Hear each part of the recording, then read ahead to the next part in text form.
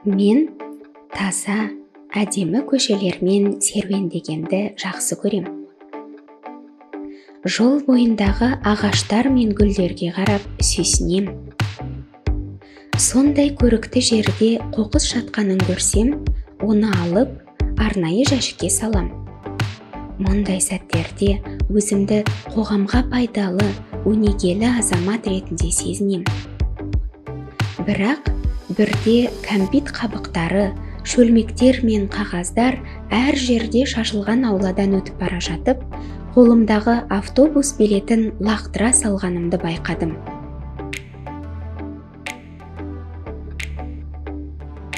Артқа қайтып барып, билетті алдым да терең ойға баттым. Неге дейсіз бе?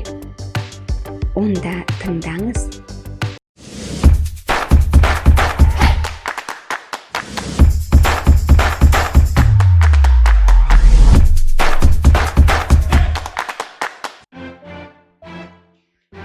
Сонымен неге? Неге мен өзімді тазалық пен тәртіп сүйетін адам деп санай тұра, қоқыс жатқан жерге қағаз тастадым? Неге сол қоқысты жинай кетпедім? Сөйтсем, бұлай ететін жалғыз мен ғана емес екем. 90-шы жылдардағы тоқырау тұсында Нью-Йорк Экономист журналының рейтингісіне сәйкес әлемдегі ең қауіпті 10 қаланың қатарына кірді. Бұған осы аймақта крэк кокаинінің кеңінен таралуы себеп болды. Нашақорлар санының көбеюінен қылмыс деңгейі де арта түсті. Сөйтіп, Нью-Йорк бұзақылар мен баскесерлердің ордасы болып шыға келді. Бірақ 1994 жылы Нью-Йорктың мэр болып сайланған Рудольф Джулиани мен полиция комиссары Уильям Браттон жағдайды өз қолдарына алып, қылмыскерлерді жазалай бастады. Қылмыскер дегеніміз қатты айтылған болар. Себебі олардың қаһарына ұшырағандар, метрода билетсіз жүргендер, төбелескіштер, қабырғаларға сурет салғандар, яғни ұсақ түйек ережелерді бұзғандар. Жаңа мэр мен полиция комиссарын түкке тұрғысыз іспен айналысып жүр деп санап, мазақ қылғандар да жоқ емес. Алайда олар алған беттерінен қайтқан жоқ. Бірте-бірте осы екі кісінің арқасында Нью-Йорк тұрғындары полицияның болмашы бұзақылықтарды ғана емес, қатыгез қылмысты да тыюға қауқары жететінін түсінді. Ақырында 90-шы жылдардың аяғына таман Нью-Йоркте адамға қарсы жасалатын қылмыстың саны 56%-ға төмендеді. Сөйтіп, Нью-Йорктегі сынық терезелер саны азайды. Иә, сынық терезе қайдан пайда болды деп ойлап отырған шығарсыз. Онда тыңдаңыз. Егер қандай да бір үйдің немесе ғимараттың бір терезесі сынса, және оны ешкім ауыстырмаса, онда көп ұзамай бірде-бір бүтін терезе қалмайды екен. Мойындаңызшы, мұндай бұзақылықты бала кезіңізде өзіңізде жасаған боларсыз.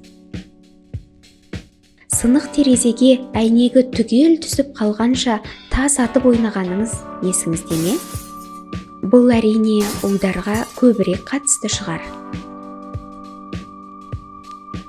Сонымен сынық терезе теориясын 1982 жылы америкалық әлеуметтанушылар Джеймс Уилсон мен Джордж Келлинг ұсынған.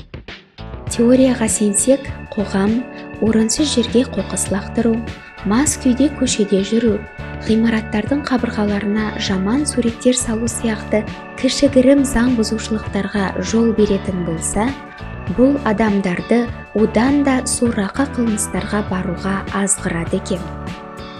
Мұндай азғырылудың тұрмыстық деңгейдегі психологиялық механизмі басқаларға болады, ал маған болмай ма деген ойдан шығатын көрінеді.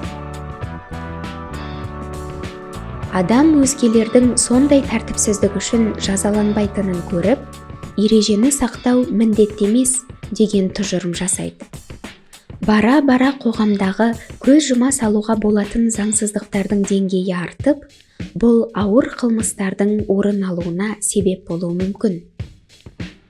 Ал егер керісінше, кішігірім ережелерді бұзғандық үшін де қатаң жаза қолданылатын болса, бұл жалпы заң бұзушылыққа жол берілмейтін орта қалыптастырады. Мен осы сынық терезе теориясын түсінген сәттен бастап, жолдан арнайы өткелдер арқылы ғана өтем.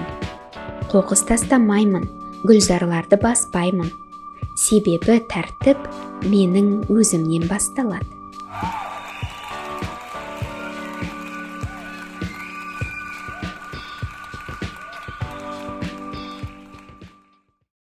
Бейнероликке лайк басып, арнама жазылуды ұмытпаңыздар.